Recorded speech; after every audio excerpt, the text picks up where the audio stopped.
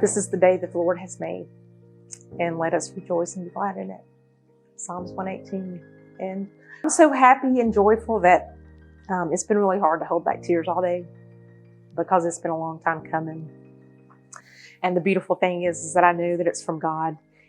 It's to God be all the glory. It's not any person at Blanket Fort Hope. It's not any board member.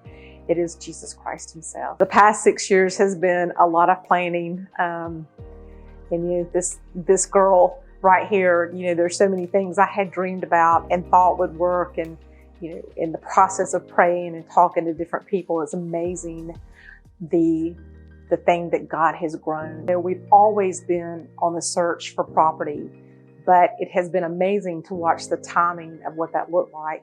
In Alexa's world, I wanted it to happen in 2016, but in God's world, he knew that we had a lot to learn and a lot of things to do to build this on cement, not on sand. And he opened so many doors and so many learning experiences through DHR, through our CACs, through these foster families, through Big Oak Ranch and the things that they have been teaching us.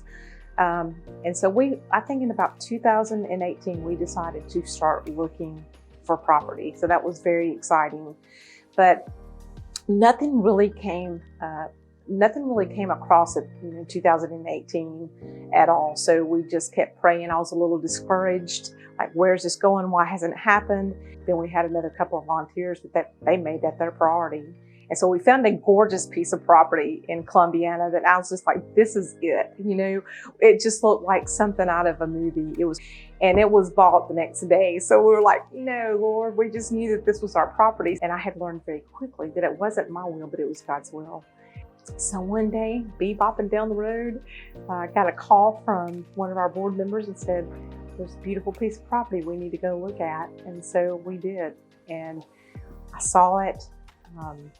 And I just knew. I knew the minute we looked at it, we all did. We knew that this property was a piece for us. There really are no words for me to tell you what it was like when I stepped onto that property. It was just like, ta-da! 73 gorgeous acres, had a Christian school on the corner of it. It just was a safe haven. And the land just laid so beautiful. I was so happy when I was out there, and it just felt like a really good, safe, happy place. This property is beautiful property. So we started the process of, seeing how much it cost and the process of going back and forth. And man, can you believe it? The first time, they met our request.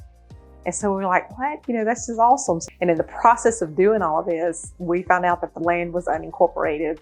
Cornerstone Christian School is a perfect match for us. And we've already met with them, and they're excited about this journey with us. We can actually help these children who are survivors of sex trafficking. And that's why this land is here. They're children from every walk of life. They're children of every color. They're children of every belief, but they're God's children.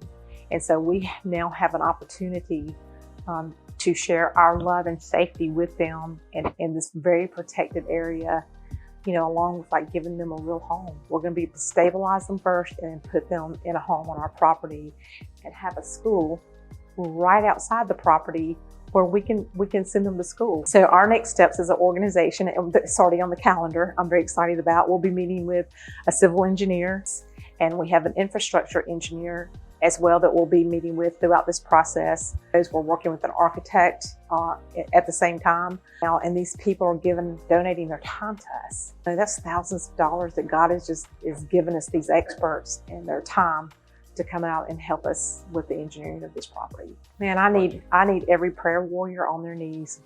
We need this land protected. We need the ground that we're going to build on protected.